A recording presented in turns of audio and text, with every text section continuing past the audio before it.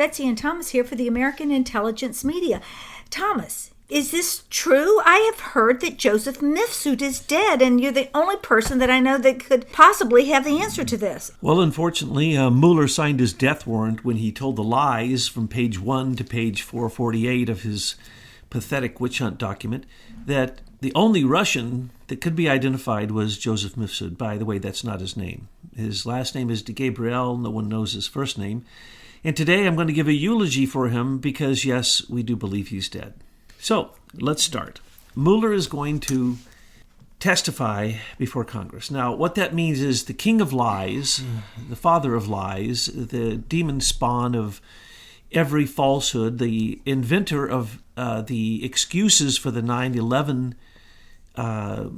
commission, the cover-up, covering the trail of the criminals, that is who Robert Mueller is. So in this case, when he goes, he's not going to answer any questions. He's going to focus all on obstruction of a case of collusion or conspiracy that didn't happen, so therefore the obstruction couldn't happen. Plus, wait a minute, are you kidding? Before he even testifies, I'll have these nonsensical rules written that none of us out here knows that say literally, okay, you can't ask any questions about Joseph Mifsud. I mean, that is how insane Congress is when they go and they have testimony. Yeah, they consider him dead the day after that Hillary's lawsuit against a whole bunch of people, including Joseph Mifsud, stated his name in that lawsuit. And in the lawsuit, it says that they couldn't find him to serve him, so therefore they presumed that he's dead. Now, that was Hillary's lawyers, Perkins Coie, trying to find him. Well, first off, we're going to have to do, in his eulogy, we're going to have to tell his biography, but let's just set this up the way that it needs to be. First off, Joseph Mifsud, in Mueller's report, is the only Russian named. The only Russian named except for the owner of Concord Catering, Prokoshin, friend of Putin's, who in the report it states Joseph Mifsud worked for the IRA, the Internet Research Agency. Complete lies. Really? Joseph Mifsud, everything about Joseph Mifsud in Mueller's report is a lie. Well, wait, let's go back. That he actually says that Joseph Mifsud is a Russian? He clearly states he's a Russian spy. And does he provide any proof of that? He gives one paragraph description of him, and then he goes on. What is it, like a description that CNN provided? It looks like it was taken from Wikipedia, the far left encyclopedia that changes the talking points for the Democrats every day. You can watch Wikipedia change every day. So if you want to see something funny, take anybody in the news and read their Wikipedia for a week. In between, it'll change. And it always goes with whatever CNN says. So anyway, the point is they've blamed everything on Joseph Mifsud because they say that he was this agent who was involved in Papadopoulos. But what we must remember is the following. Let's just start this off properly.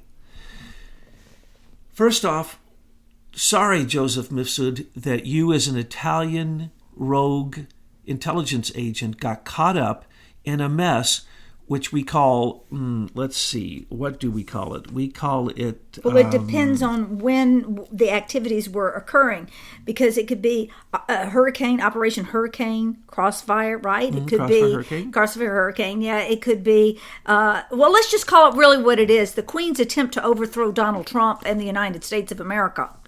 Well, yes, it depends on what country you're in. Here in America, we call it Crossfire Hurricane. We call it the Witch Hunt. We call it Spygate. In other countries, they call it, we call it here also, British Gate, Crown Gate. The Committee to Impeach is the one that I love. That was my favorite one. They really showed some foresight with that when Strzok and Page and the gang set up. They had 12 different names for this group. Now it's called Italy Gate. Now, we have to explain why it's called Italy Gate, and this may shock you because it has been implied that because the same time that Brennan set up basically the entrapment of George Papadopoulos, he did it with not just one person, he did it with Joseph Mifsud. This is, by the way, Joseph Mifsud was very close friends with John Brennan. He was there for the Riyadh bombing. He was there when Joseph Mifsud was on Tehrik el-Faisal's intelligence group and think tank. In other words, Joseph Mifsud, along with John Brennan, along with Robert Mueller, were 100% complicit with what happened on 9/11. Period. Remember, Joseph Mifsud was the number one intelligence trainer for the Saudi intelligence. And when they say that Joseph Mifsud came up missing, no, he didn't. He didn't come up missing. I'll describe his best buddy and financier, Dr. Stephen Rowe, here in a minute. But Stephen Rowe says he was in Italy. No, then he was seen in Sicily for the G7, and then he was seen in Moscow, and he was seen in Saudi Arabia after supposedly he disappeared. And by the way, all those places he was acting as, of course, an agent. He is an agent. He is not an agent of America, though we pay him. He's not an agent of Britain, though they pay him, and they involved him in everything from the Cambridge intelligence groups early on. That's how they pulled him in. But basically, he is a low-level intelligence person who got kicked, who was an academic. His degrees are all in education. For which team is he a low-level intelligence person? That's the problem. He has worked for America, for the CIA and the FBI. He has worked for Britain, particularly through coordinating with Stefan Halper when he was in MI6. He works directly for Italy as a spy, and he helped Stephen Rowe buy the only foreign university in Italy, the only place that they train intelligence officers from around the world in Italy, in Rome. And who's it ran by? Vincenzo Scotti, the previous interior minister. And this is the very person who invited Papadopoulos to link campus. This Joseph Mifsud, remember, the second that George Papadopoulos, in March of 2016 joined the Trump team, he was invited by Italian rogue intelligence and British rogue intelligence and USA rogue intelligence through Arvinder Sambai, who was his handler, who worked with him in the London Center of Law Practice, and is the person who actually sent him to Rome to meet Michael Gaeta, who is at the FBI spy in our embassy in Rome there, who was coordinated by Gina Haspel out of London. So we have Arvinder Sambai working with Gina Haspel, Michael Gaeta, in the very following John Brennan's orders to set up George Papadopoulos in Rome through Joseph Mifsud. And when that didn't work, a few months later, they had Alexander Downer try to set up George Papadopoulos. When that didn't work, literally, actually earlier, coincident of that, is Stefan Halper trying to set up Papadopoulos as well as other people in the Trump team. Well, where is Five Eyes in all of this? Are they spying on all these people?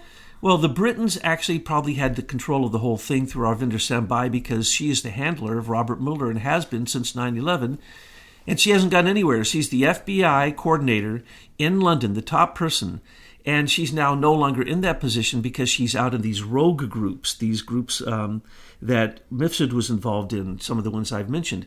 There are many of them, and they use those to take ex-intelligence people into them. They train them in law practices relating to counterintelligence.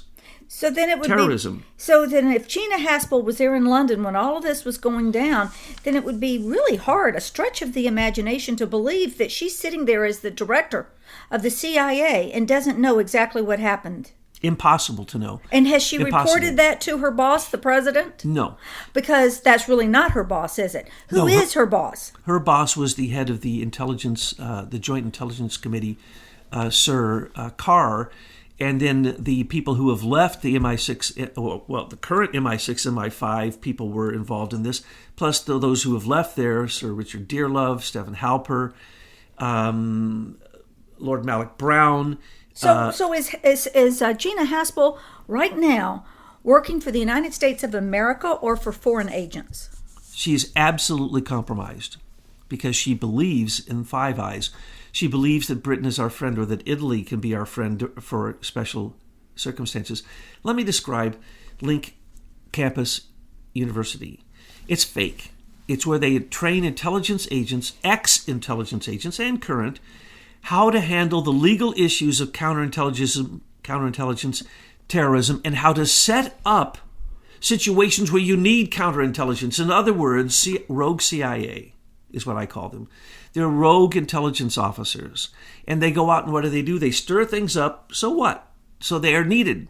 And what do? They take these groups like the fake London Center for Law Practice or the London Academy of Diplomacy.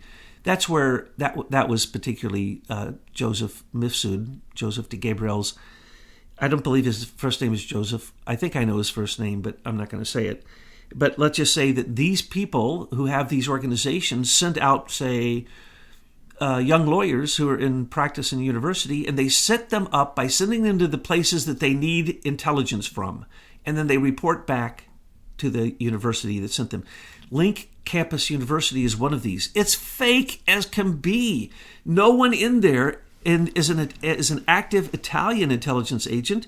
This is an embarrassment to the Italian government. It's such an embarrassment that when this came out, that Stefan Rowe, who's married to Olga Rowe, one of the most famous fashion designers in Russia, should I call him his real name? His real name is Baron Stefan Rowe because he owns a castle on a lake in the United Kingdom where they made him a baron. He also owns a British nuclear power plant, but he's basically Russian.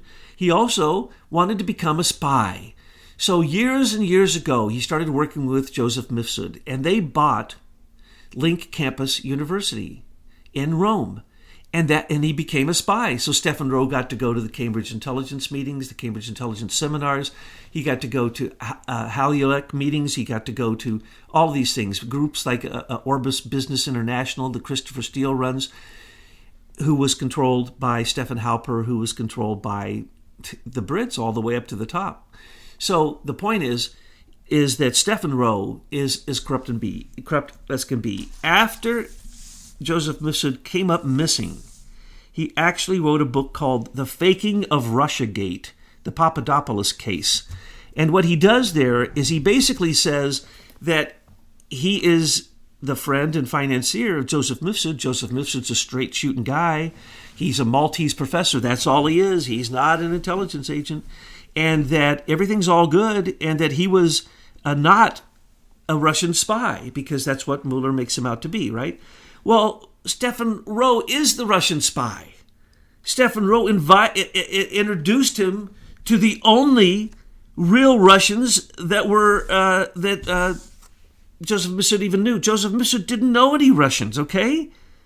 So Joseph Mifsud, after Stefan Rowe bought Link Campus University in 1999 and started to become a spy, he basically roamed between different universities and ripped them off one after the next. And when you read the Wikipedia entry, you have to read after every one of them. It says he was a diplomat for the Maltese government. No, he wasn't.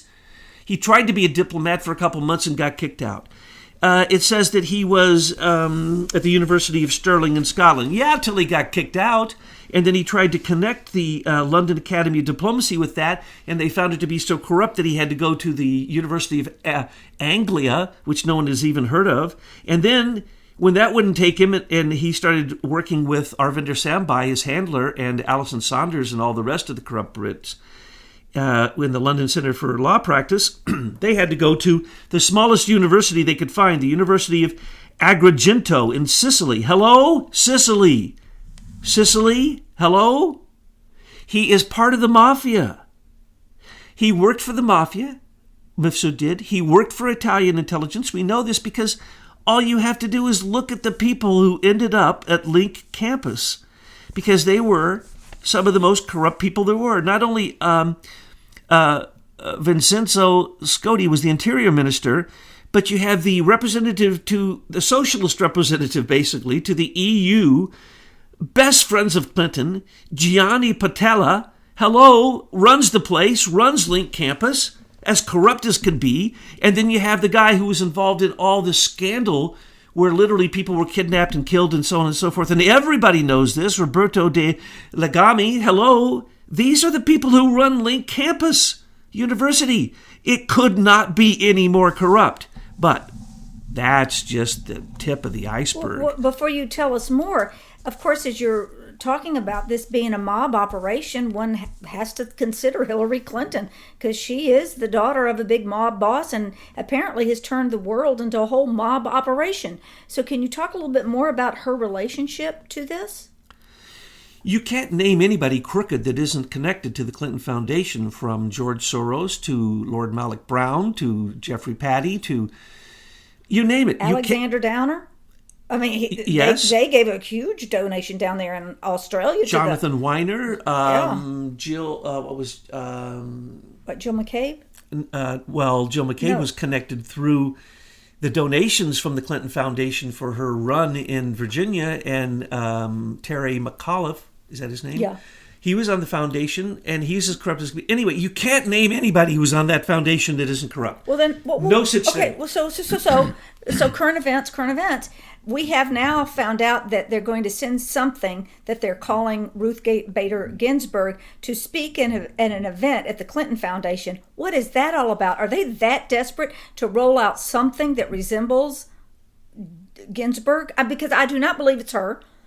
And if it is her, I want to know what her medical miracles are, because the last time we had a public sighting of Ruth, she was at death's doorstep. She had lung cancer, a broken rib, and could hardly speak. So if she's vibrant and up and walking around, people out of here want to know. And so, and there she is. She's going to be in a speaking event at the Clinton Foundation. What is that, Thomas? Conflict of interest.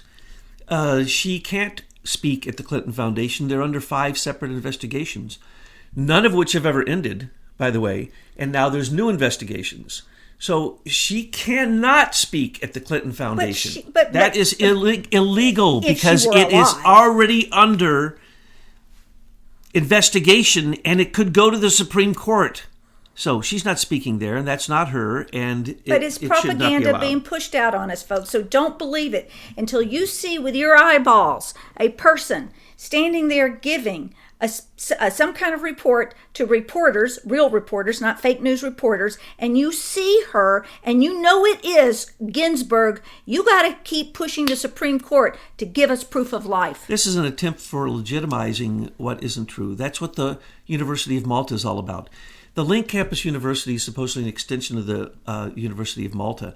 Yeah and no, absolutely no. Why? Because they have nothing to do with them. They say that Joseph Mifsud was a professor there. There's no evidence of that whatsoever, that Joseph Mifsud ever taught at the University of Malta.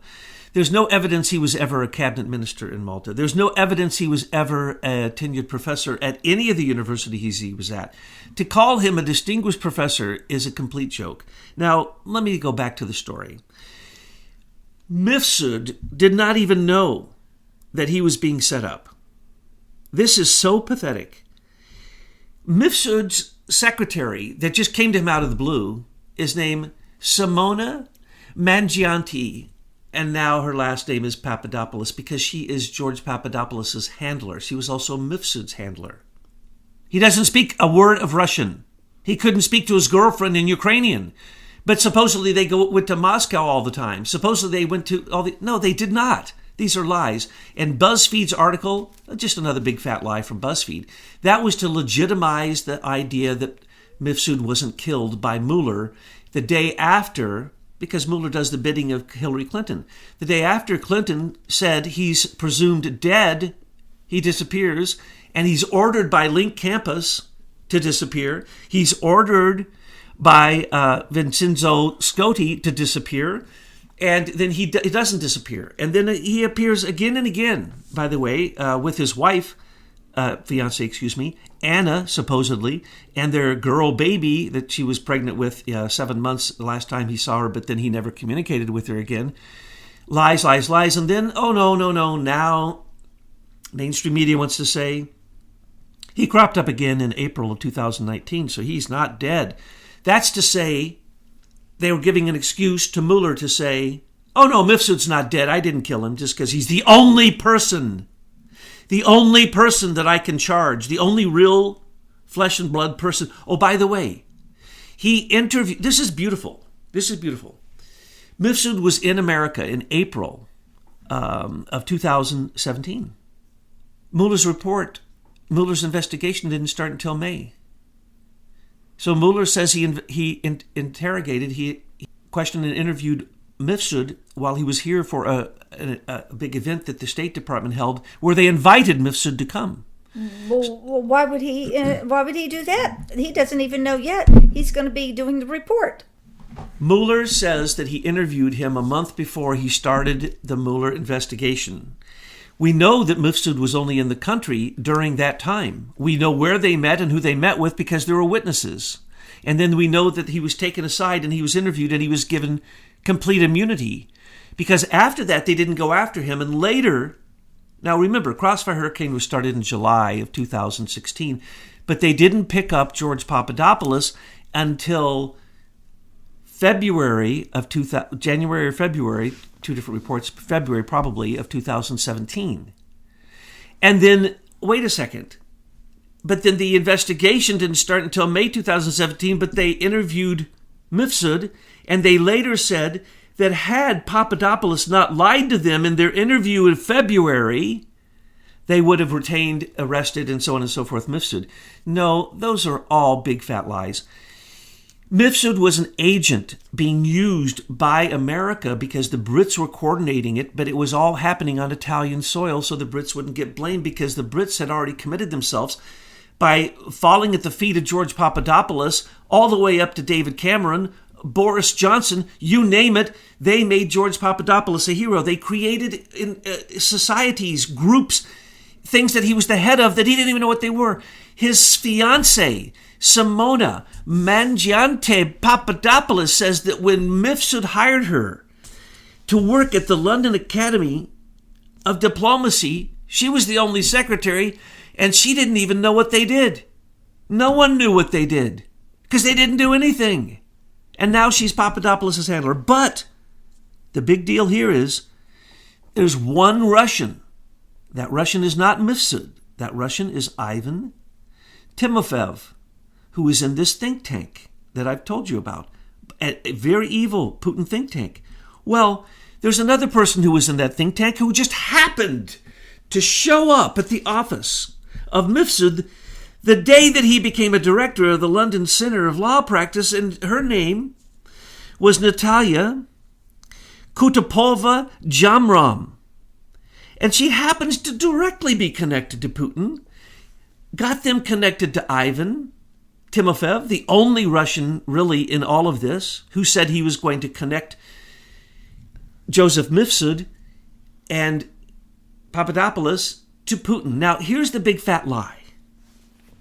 Natalia is the one who set up Mifsud so that he could become a member of the Valdez discussion group, the Putin-centered, London-based group that met to discuss for a year Russian ideas, and then they would meet with Putin through the coordinator, Ivan Timofeyev. So guess what? Mifsud and Stefan Rowe were set up by Natalia. She was a Russian spy. Simona set Papadopoulos up. She's still an Italian spy. Oh, but that's not good enough.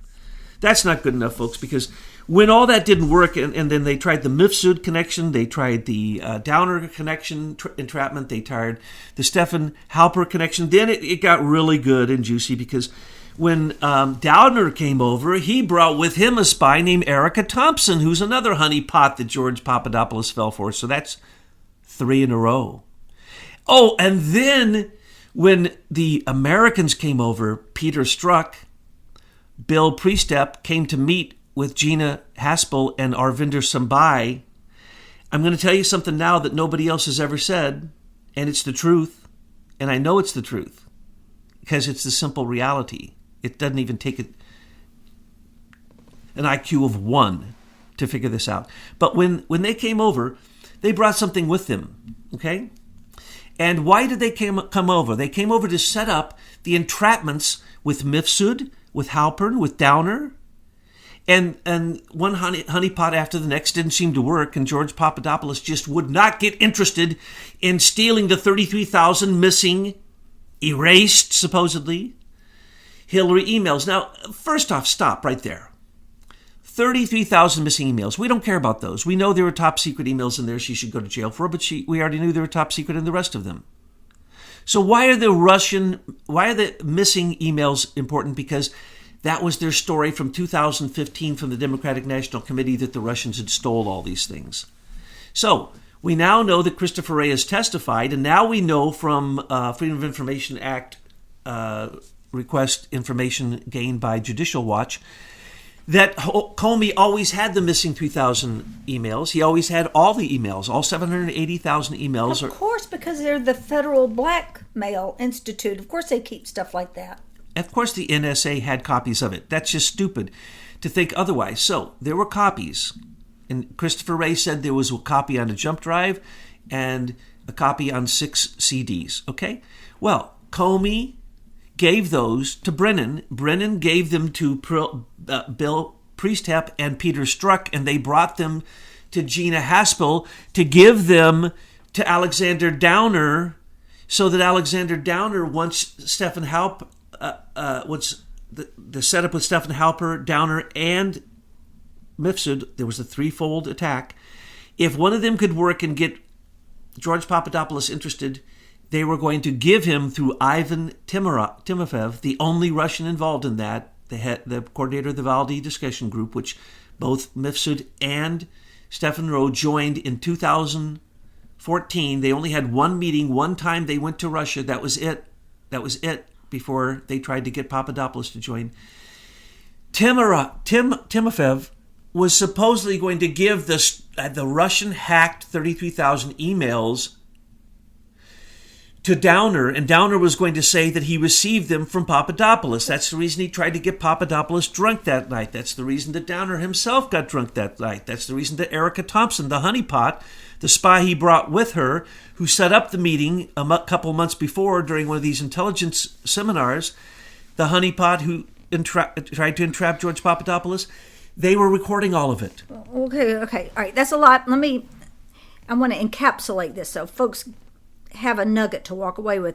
You're saying that James Comey, the director of the FBI then, and John Brennan, the head of the CIA, actually had a plan to take those emails, knowing that they were they had secret and classified information, but they were going to take them and then plant them, give them to a Russian agent. They had, of course, a couple of intermediaries, but the objective was to give it to a Russian agent who could then turn around and give it to George Papadopoulos.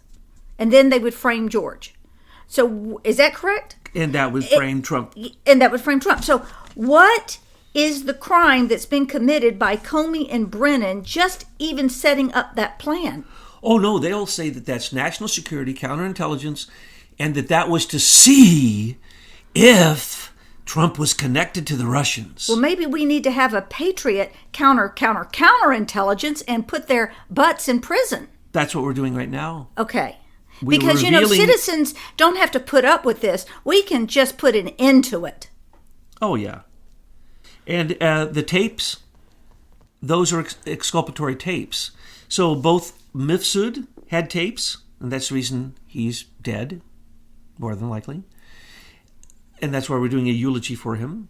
Who killed him? That would be Mueller signed his death warrant, but he was either killed by the Sicilian mafia, the Russians, the Saudi Arabian intelligence, our intelligence, the rogue intelligence, our rogue intelligence, CIA rogue intelligence, the British rogue intelligence, or the British intelligence, or the intelligence, or the members of Link Campus.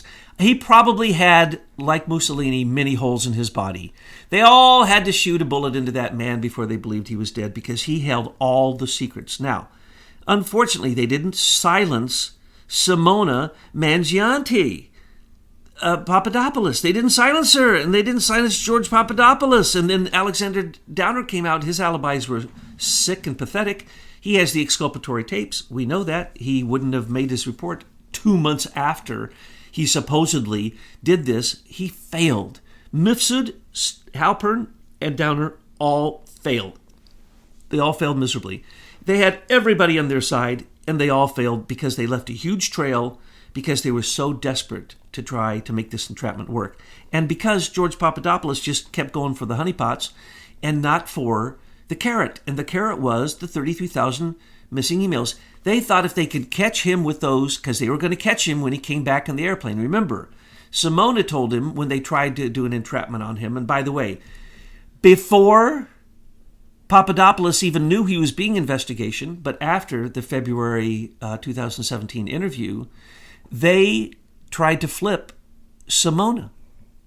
Actually, it was before that they tried to flip Simona. When they implanted Simona in the office with Mifsud, after that, when Papadopoulos came on the scene, the FBI went over, questioned her, tried to flip her, tried to get her to wear a wire to get Papadopoulos to say that he wanted these emails and that he would be happy to accept them from Russia. Okay, so is Simona still Italian intelligence? Absolutely. Okay, so then how is she going to be granted citizenship? Wouldn't they have to do a even if she's marrying Papadopoulos, wouldn't they have to do some kind of background check? Wouldn't it come up that she is in the middle of this and could be a national security risk to have her here as a citizen? Well, Italy isn't one of the Five Eyes, but they're like Israel. But her personal actions were counter to the United States. That doesn't matter. Look at Arvinder Sambai. Well, she's not a U.S. citizen. Oh, she could come over and become one in a minute. Stefan Halper's a U.S. citizen. Well, isn't there a way for us to say, no, we don't want any more of your criminal thugs over here? Yes, but Simona's telling the truth. And Simona, unfortunately, George Papadopoulos is only waking up to what when she's on the interviews with him, watch his eyeballs. They get big because she reveals more and more in the public because that's her job. Her job was always to handle him. She's still a honeypot, and she's just going for the fame. And then once she gets her fame and her name and her citizenship, she'll dump George. Yeah. Now, BuzzFeed and their interview with the fake Anna, the Ukrainian 31-year-old girlfriend of Joseph Mifsud who had a girl baby, all lies. All lies. They didn't give you any information to show that those text messages they took pictures of were real. They blurred out the face of Joseph Mifsud sitting with his supposed fiancée. Why would they do that? Why would they blur out the face? Everybody's seen his face. Mifsud was a slimy counterintelligence pig that everybody was told was this and that. He claimed to be a European Union ambassador. He claimed to be a top politician from Malta. He had nothing but lies, but he schmoozed his way all the way up to get pictures of himself with top intelligence agents in Britain. That was for what? To make it look like he was a Western Britain asset, British asset, or an American asset, anything but Italy. When Italy got caught with their pants down on this one, 6 directors were fired. Now, there was another scandal involving kidnapping and death, which these people were involved in. But there were 6, 3 of them top intelligence agent leaders in Italy that were all canned. Some will say it was because of Italian Gate, but no, it's both. It's because Link University campus was called out for what it is, because the prior interior minister, the prior head socialist of Italy are all running a counterintelligence training school. This is absurd, and they allow people like Mifsud to come in and claim. Mifsud claimed to teach at the University of Malta. No evidence. Mifsud claimed to teach at the University Link campus. No evidence whatsoever. He claimed to teach at Stirling University in Scotland. No evidence of that, except that he did steal money. He claimed to teach in Sicily. No evidence, but he did steal money and did leave in disrepute. There's no place that Mifsud did not leave in disrepute, and that's the reason they threw him under the bus. They knew from the beginning, because remember, he was friends with Robert Mueller, because Robert Mueller is friends with Arvinder Sambai, who is his British handler. So from the get-go, Robert Mueller had to protect Joseph Mifsud until he was dead, and then when he knew they were going to kill him, then he blamed everything on him. Now he can't be found. Isn't that quite a convenience? No one in the Mueller report was guilty except for Mifsud. And they even, Ivan Timofeyev, the real Russian, they make excuses for him. And then we know that at the same time Comey was running his 28 crimes of treason using Carter Page, a 4-year-long FBI asset, tried to penetrate the Trump team. There's lies that say that Papadopoulos was sent in to penetrate the team. No, Papadopoulos, no. Carter Page was sent in, but he didn't know he was sent in. And then he was used, and then they accuse him of being all these things, and then he doesn't sue them? His whole reputation is ruined? Why? He's an FBI asset. He was part of the Uranium One group that took down the Russian director of the Uranium One company here in America that was working with Hillary Clinton and the foundation, giving her huge amounts of money, according to Jonathan Weiner. So we have the corruption is thick at all levels, but here's the reality. Joseph Mifsud is an idiot, or whatever his name is. Oh, I know his name, but I'll just call him fake professor. But anytime someone wants to be called professor, they're a fake. Mark my words. Professor Chandler, are you listening? Anyone who wants to demand everyone call them professor is a fake. So I'll call him Professor de Gabriel, because that's Joseph Mifsud's name, except he's not a professor. He does have a PhD, but he isn't tenured, and he never really taught anywhere. Okay, so we'll call him Fake Professor de Gabriel. Was used because he was a low-level ignoramus, like Carter Page was called a useful idiot, and like George Papadopoulos was called the most naive FBI, CIA entrapment candidate in history. No one has ever been more stupid than George Papadopoulos to think that he deserved all those titles and all those honeypots. But now he's coming out and he's telling us some of the details. Those details busted Link Campus University. It busted the people who were running it. It busted the Brits. It busted the ex-intelligence agents from the British. It busted the current intelligence agents from the British.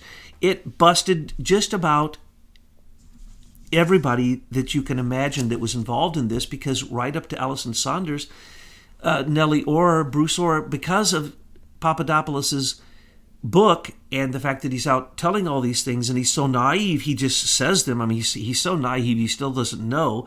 Though Simona has, in public, in front of him, said, yes, I was your handler, in so many words, he still doesn't understand that. So that's okay. And he doesn't understand that Azra Turk was an FBI asset that was brought over by Peter Strzok and William Priestep to support Stephen Halper's attempted entrapment. So when it comes down to it, in 2018, when Stephen Rose says he met with Mifsud and signed a power of attorney, that's a lie. But that did give all of Stephen Rose's belongings, all of Joseph Mifsud's belongings. But, of course, we know that's not even his name. And so most everything that Stephen Rowe is telling us is a lie also. And so it revealed a really big Russian spy who had already penetrated Italy, Malta, and Britain. Now, I'm going to end on something that you may not like, but it's the truth. And that's the following.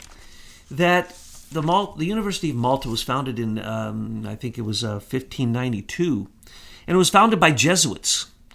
And in 1768, it was taken over by the Knights of Malta. In other words, the Catholic Church. So the University of Malta is nothing more than the intelligence development agency for the Vatican and for Italy, which is one and the same, which also includes the Mafia of Sicily, because the Vatican Bank handles their money. So when we're talking about anybody, whether it be the Supreme Court justice who's going there to speak this year at the University of Malta and get paid a huge amount of money, or anybody, it's corrupt.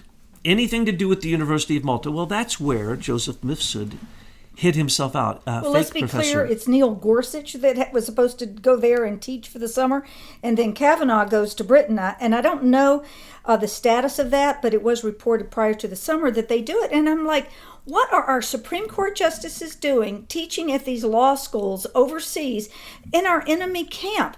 I'm sure there are a lot of American law schools that would enjoy having them for the summer. And I say they're there to pick up their payola, and they're dirty.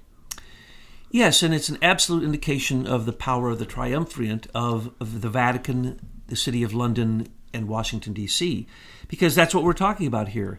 We're talking about the worst of the Vatican, the Jesuitism of which has now taken over the Knights of Malta. But remember that the ex-kings and queens and the current kings and queens of the world all bow down to the head of the Knights of Malta, who all bow down to the Pope. Even the Queen of England, who is a member of the Knights of Malta, takes fealty oaths to the Pope. So when this comes down to it, do not ever underestimate the insidious power of the Italians, whether it be banking, politics, intelligence, it doesn't matter.